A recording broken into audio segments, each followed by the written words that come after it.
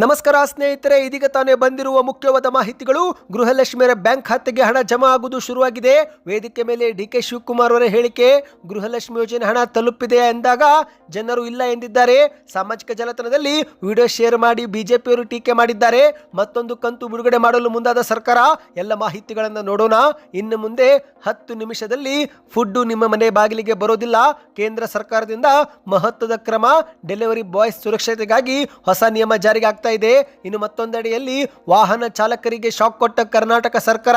ಇನ್ನು ಮುಂದೆ ಈ ಒಂದು ನಿಯಮಗಳನ್ನು ಉಲ್ಲಂಘಿಸಿದರೆ ಜೇಬಿಗೆ ಕತ್ತರಿ ಮಾತ್ರವಲ್ಲ, FIR ಕೂಡ ಹಾಕಲಾಗುತ್ತಂತೆ. ಎಲ್ಲ ಸುದ್ದಿ ನೋಡೋಣ.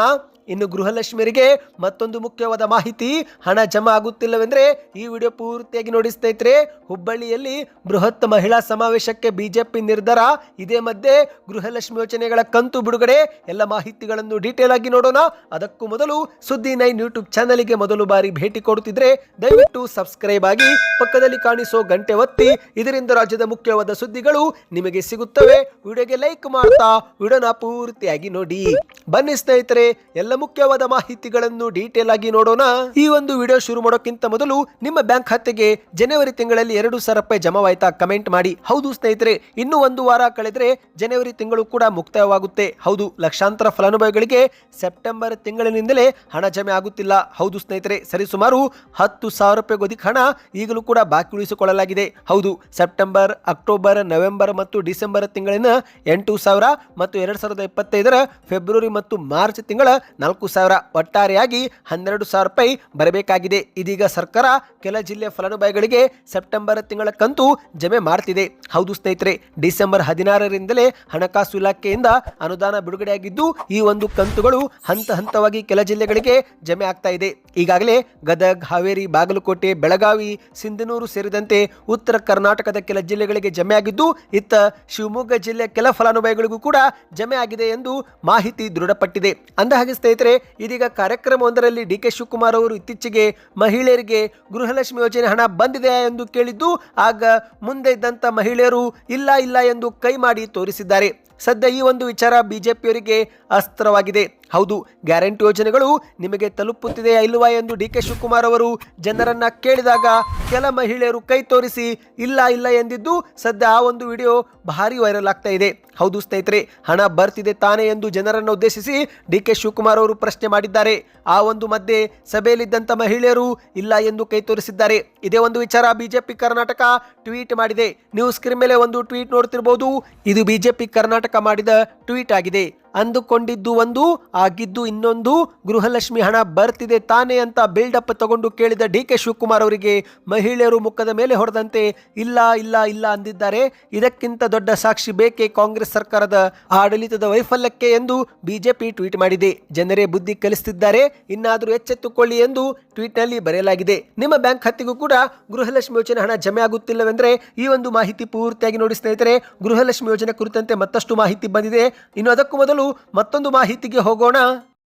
ಇನ್ನು ಮುಂದೆ 10 ನಿಮಿಷದಲ್ಲಿ ನಿಮ್ಮ ಮನೆ ಬಾಗಿಲಿಗೆ ಫುಡ್ ಬರೋದಿಲ್ಲ. ಹೌದು ಸ್ನೇಹಿತರೆ, ಕೇಂದ್ರದ ಕಾರ್ಮಿಕ ಸಚಿವ ಮನ್ಸುಖ್ ಮಾಂಡವಿಯಾ ಅವರು ನಿರಂತರ ಮಧ್ಯಸ್ಥಿಕೆಗಳ ನಂತರ ಕೊನೆಗೂ ಮನವೊಲಿಸುವಲ್ಲಿ ಸಫಲರಾಗಿದ್ದಾರೆ. ಹೌದು ಸ್ನೇಹಿತರೆ, ಕ್ವಿಕ್ ಆಗಿರ್ಬೋದು, ಕಾಮರ್ಸ್ ಪ್ಲಾಟ್ಫಾರ್ಮ್ ಆಗಿರುವ ಝೊಮ್ಯಾಟೊ, ಸ್ವಿಗ್ಗಿ, ಬ್ಲಿಂಕಿಟ್ ಸೇರಿದಂತೆ ಇತರ ಎಲ್ಲ ಒಂದು ಪ್ಲಾಟ್ಫಾರ್ಮ್ಗಳು ಇನ್ನು ಮುಂದೆ ಕಡ್ಡಾಯವಾದ 10 ನಿಮಿಷಗಳ ವಿತರಣಾ ಗಡುವನ್ನು ತೆಗೆದುಹಾಕುವಂತೆ ಮನವೊಲಿಸುವಲ್ಲಿ ಅವರು ಯಶಸ್ವಿಯಾಗಿದ್ದಾರೆ. ಅಂದರೆ ಇನ್ನು ಮುಂದೆ 10 ನಿಮಿಷದಲ್ಲಿ ನಿಮ್ಮ ಮನೆ ಬಾಗಿಲಿಗೆ ಆಹಾರ ಬರೋದಿಲ್ಲ.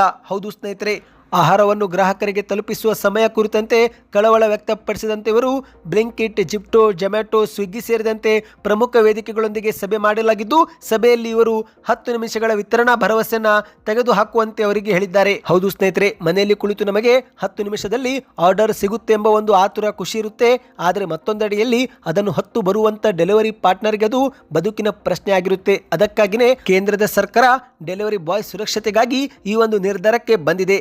ರಸ್ತೆಯಲ್ಲಿ ಪ್ರಾಣ ಪಣಕ್ಕಿಟ್ಟು ಓಡಾಡುತ್ತಿದ್ದಂತ ಸಾವಿರಾರು ಗಿಗ್ ವರ್ಕರ್ಸ್ಗೆ ಈಗ ಕೊನೆಗೂ ಜಯ ಸಿಕ್ಕಿದೆ. ಹೌದು, ಬ್ಲಿಂಕಿಟ್ ನಂತಹ ಈ ಕಾಮರ್ಸ್ ಪ್ಲಾಟ್ಫಾರ್ಮ್ಗಳು ಇನ್ನು ಮುಂದೆ ಯಾವುದೇ ಕಾರಣಕ್ಕೂ 10 ನಿಮಿಷಗಳಲ್ಲಿ ಡೆಲಿವರಿ ಸಿಗುತ್ತೆ ಎಂಬ ಒಂದು ಟ್ಯಾಗ್ ಲೈನ್ ಅನ್ನು ಕೊಡಬಾರದು ಎಂದು ಹೇಳಲಾಗಿದೆ. ಸ್ನೇಹಿತರೆ, ಕೇಂದ್ರದ ಕಾರ್ಮಿಕ ಸಚಿವ ಮನ್ಸುಖ್ ಮಾಂಡವಿಯಾ ಅವರು ಸಭೆ ಮಾಡಿ ಸಭೆಯಲ್ಲಿ ಎಲ್ಲಾ ಕಾಮರ್ಸ್ ಪ್ಲಾಟ್ಫಾರ್ಮ್ಗಳಿಗೆ ಈ ಒಂದು ಸೂಚನೆ ಕೊಟ್ಟಿದ್ದಾರೆ. ಅಂದ್ರೆ ಇನ್ನು ಮುಂದೆ ಫುಡ್ ಬರುತ್ತೆ ಸ್ನೇಹಿತರೆ, ಆದರೆ 10 ನಿಮಿಷದಲ್ಲಿ ಬರುತ್ತೆ ಅಂತ ಈ ರೀತಿಯಾದ ಒಂದು ಭರವಸೆಗಳು ಕೊಡುವಂತಿಲ್ಲ. ಯಾಕಂದ್ರೆ ಕಂಪನಿಗಳು ಭರವಸೆ ಕೊಡುತ್ತಾರೆ. ಆದರೆ ಅದನ್ನು ಹೊತ್ತು ತರುವಂತಹ ಒಂದು ಡೆಲಿವರಿ ಬಾಯ್ಸ್ಗೆ ಅದು ದೊಡ್ಡ ಬದುಕಿನ ಪ್ರಶ್ನೆ ಆಗಿರುತ್ತೆ. ಯಾಕಂದರೆ ಸ್ನೇಹಿತರೆ, 10 ನಿಮಿಷದಲ್ಲಿ ಕೊಡಬೇಕಲ್ಲ ಎಂಬ ಒಂದು ಟೆನ್ಷನ್ ಅವರ ಮೈಂಡಲ್ಲಿ ಇರುತ್ತೆ. ಇದೇ ಕಾರಣಕ್ಕೆ ರಸ್ತೆಯಲ್ಲಿ ಭರವಾಗಿ ಜೋರಾಗಿ ಬೈಕನ್ನು ಚಲಾಯಿಸುವ ಕಾರಣ ಇತರೆ ಒಂದು ಆಕ್ಸಿಡೆಂಟ್ ಆಗಬಹುದು. ಹಾಗಾಗಿ ಈ ಒಂದು 10 ನಿಮಿಷದ ಡೆಲಿವರಿನೇ ಬೇಡ ಎಂದು ಕೇಂದ್ರ ಸರ್ಕಾರ ಒಂದು ಸೂಚನೆ ಕೊಟ್ಟಿದೆ. ಹೌದು, ಕೇವಲ 10 ನಿಮಿಷದಲ್ಲಿ ತಲುಪಿಸುವ ಒತ್ತಡದಿಂದಾಗಿ ಎಷ್ಟೋ ಡೆಲಿವರಿ ಪಾಲುದಾರರು ರಸ್ತೆಯಲ್ಲಿ ಪ್ರಾಣ ಕಳೆದುಕೊಂಡಿದ್ದು, ಹಾಗಾಗಿ ಕೇಂದ್ರ ಸರ್ಕಾರ ಈ ಒಂದು ಹೊಸ ನಿಯಮ ಜಾರಿಗೆ ಮಾಡಿದೆ. ಇದಕ್ಕೆ ನಿಮ್ಮ ಅನಿಸಿಕೆಯನ್ನು ನೀವು ಕಮೆಂಟ್ ಮಾಡಿ ಸ್ನೇಹಿತರೆ. ಇದರಿಂದ ಒಂದು ಉತ್ತಮ ಫೀಡ್ಬ್ಯಾಕ್ ಸಿಗುತ್ತೆ. ಬನ್ನಿ ಈಗ ಮತ್ತೊಂದು ಮಾಹಿತಿಗೆ ಹೋಗೋಣ.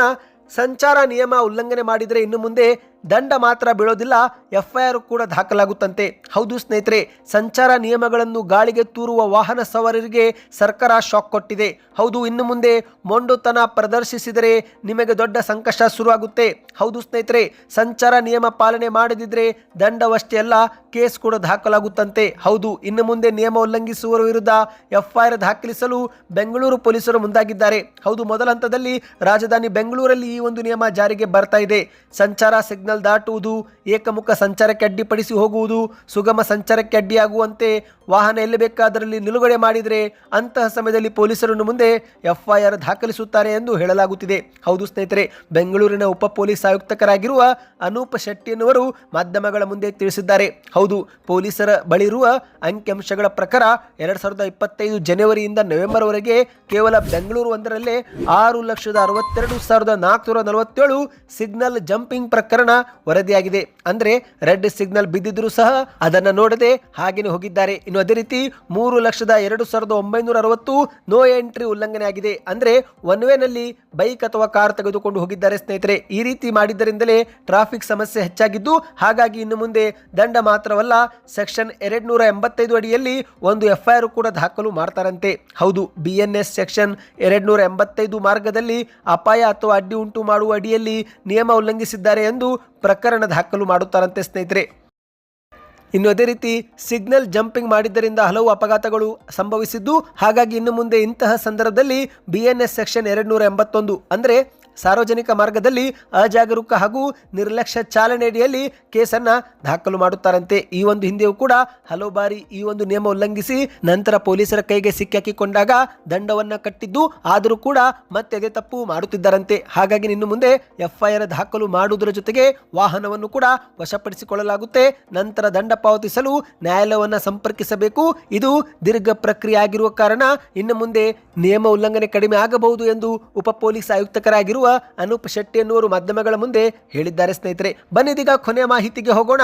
ಗೃಹಲಕ್ಷ್ಮಿಯರಿಗೆ ಮುಖ್ಯವಾದ ಮಾಹಿತಿ. ಹೌದು ಸ್ನೇಹಿತರೆ, ಈಗಾಗಲೇ ಮೊದಲೇ ಹೇಳಿದಂತೆ ಡಿಸೆಂಬರ್ 16ರಿಂದಲೇ ಆರ್ಥಿಕ ಹಣಕಾಸು ಇಲಾಖೆ ಹಣ ಬಿಡುಗಡೆ ಮಾಡಿದೆ. ಇದು ನಾನಲ್ಲ, ಸ್ವತಃ ಸಚಿವ ಲಕ್ಷ್ಮೀ ಹೆಬ್ಬಾಳ್ಕರ್ ಅವರು ಸದನದಲ್ಲಿ ಕೊಟ್ಟಿರುವ ಮಾಹಿತಿಯಾಗಿದೆ. ಡಿಸೆಂಬರ್ 16ರಂದು ಹಣಕಾಸು ಇಲಾಖೆಯಿಂದ ಸೆಪ್ಟೆಂಬರ್ ತಿಂಗಳ ಕಂತು ಬಿಡುಗಡೆ ಮಾಡಲಾಗಿದ್ದು, ಇದು ಹಂತ ಹಂತವಾಗಿ ಹಣ ಜಮೆ ಆಗುತ್ತೆ ಎಂದು ಲಕ್ಷ್ಮೀ ಹೆಬ್ಬಾಳ್ಕರ್ ಅವರು ಹೇಳಿದ್ದಾರೆ. ಆದರೆ ಸ್ನೇಹಿತರೆ, ಈ ಒಂದು ಕಂತು ಕೆಲವರಿಗೆ ಜಮೆ ಆಗುತ್ತಿದೆ, ಇನ್ನು ಕೆಲವರಿಗೆ ಜಮೆ ಆಗುತ್ತಿಲ್ಲ. ಹಾಗಾಗಿನೇ ಬಿಜೆಪಿ ನಾಯಕರು ಇದೀಗ ರಾಜ್ಯ ಸರ್ಕಾರವನ್ನ ಎಚ್ಚೆತ್ತು ಮಾಡಲು ರಾಜ್ಯಾದ್ಯಂತ ಪ್ರತಿಭಟನೆಗೆ ಸಜ್ಜಾಗಿದೆ. ಮೊದಲ ಹಂತದಲ್ಲಿ ಹುಬ್ಬಳ್ಳಿಯಲ್ಲಿ ಬೃಹತ್ ಮಹಿಳಾ ಸಮಾವೇಶಕ್ಕೆ ಬಿಜೆಪಿ ನಿರ್ಧಾರ ಮಾಡಿದೆ. ಹೌದು, ಫೆಬ್ರವರಿ ತಿಂಗಳ ಮೊದಲ ಅಥವಾ 2ನೇ ವಾರದಲ್ಲಿ ಸಮಾವೇಶ ಮಾಡಲು ಬಿಜೆಪಿ ನಾಯಕರು ಚಿಂತನೆ ಪ್ರಾರಂಭ ಮಾಡಿದ್ದಾರೆ. ಮಹಿಳೆಯರನ್ನೇ ಅಸ್ತ್ರವಾಗಿಟ್ಟುಕೊಂಡು ಬಿಜೆಪಿಯು ರಾಜ್ಯ ಸರ್ಕಾರದ ವಿರುದ್ಧ ಹೋರಾಟ ಮಾಡಲಿದೆ. ಹೌದು ಸ್ನೇಹಿತರೆ, ಗೃಹಲಕ್ಷ್ಮಿ ಹಣ ಪಡೆಯುವ ಮಹಿಳೆಯರನ್ನೇ ಕಣಕ್ಕಿಳಿಸುವ ಮೂಲಕ ಮಹಿಳಾ ಸಮಾವೇಶ ಮಾಡುವ ಮೂಲಕ ಹಣ ಬಿಡುಗಡೆಗೆ ಬಿಜೆಪಿ ಈಗ ಸರ್ಕಾರಕ್ಕೆ ಒತ್ತಾಯಿಸಲಿದೆ. ಇದೇ ಮಧ್ಯೆ ಕೆಲ ಮಹಿಳೆಯರು ಸರ್ಕಾರದ ವಿರುದ್ಧ ಆಕ್ರೋಶವೂ ಕೂಡ ವ್ಯಕ್ತಪಡಿಸಿದ್ದಾರೆ.